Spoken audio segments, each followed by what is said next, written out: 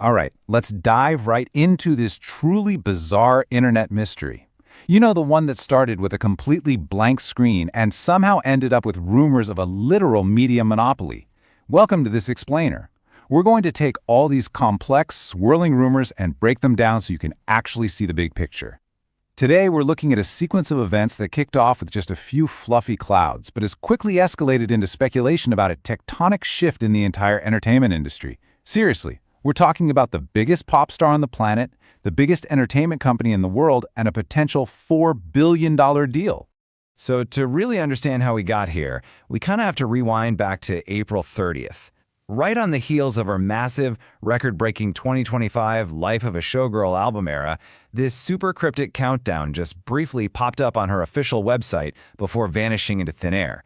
Now look, Swift is completely notorious for dropping Easter eggs, we all know that. But this one? It felt entirely out of left field. Her website suddenly ditched the whole showgirl aesthetic, and man, fans were instantly on high alert. What exactly was she hiding, and why in the world was it taken down so incredibly fast? Get this, that countdown, which was ticking away to May 2nd, was live for a mere 10 minutes. Just 10!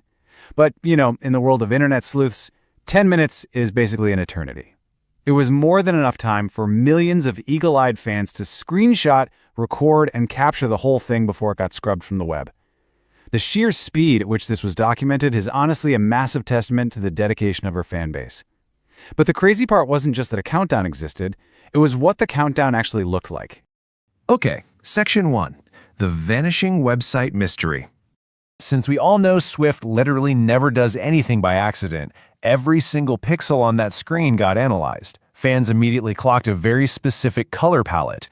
The background was this sky blue with fluffy white clouds, and the numbers on the countdown were styled in a really distinct yellow and blue.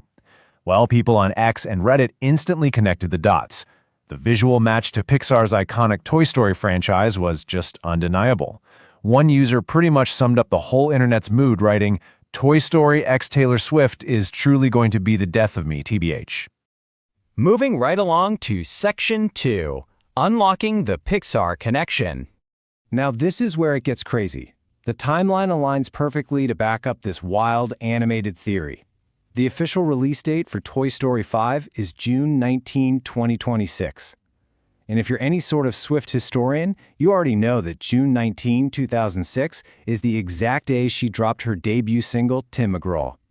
So the movie releases on the exact 20-year anniversary of her very first single. This basically led fans to completely believe she's either writing an original song for the soundtrack or maybe doing a highly anticipated cover of You've Got a Friend in Me. And the clues are just brilliantly deep. Her official fan team, Taylor Nation, started posting cloud-themed content and photos from Disney parks. Swift herself was even spotted recently wearing a blue and white striped dress paired with a bright yellow purse. I mean, a literal walking representation of the movie's color scheme. Plus, let's not forget her history here. She is an absolute powerhouse when it comes to original soundtrack hits. We're talking massive songs for The Hunger Games, Cats, and Where the Crawdads Sing. Which brings us to Section 3, the $4 billion rumor. Here's where we pivot from, a fun pop culture moment to some serious, heavy-hitting business strategy. According to predictions covered by The Hollywood Reporter, Disney might be going after an unprecedented, all-encompassing partnership. We are talking about a 360-degree mega deal centered entirely around Swift's production company.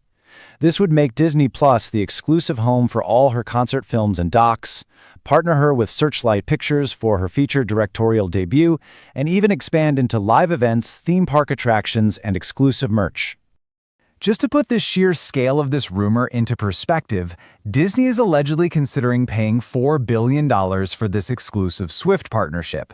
Actually, wait. Think about that for a second. That is the exact same amount of money Disney paid to acquire Lucasfilm and the entire Star Wars universe back in 2012. No joke. Disney is looking at Taylor Swift as an intellectual property universe on par with Star Wars. All right, Section 4, Fandoms Collide Online. Unsurprisingly, when you take a pop megastar, drop her into a beloved childhood franchise, and spark rumors of a $4 billion corporate takeover, it causes a massive, highly polarized collision on internet message boards. On one side, you have the Swifties, and they are absolutely ecstatic.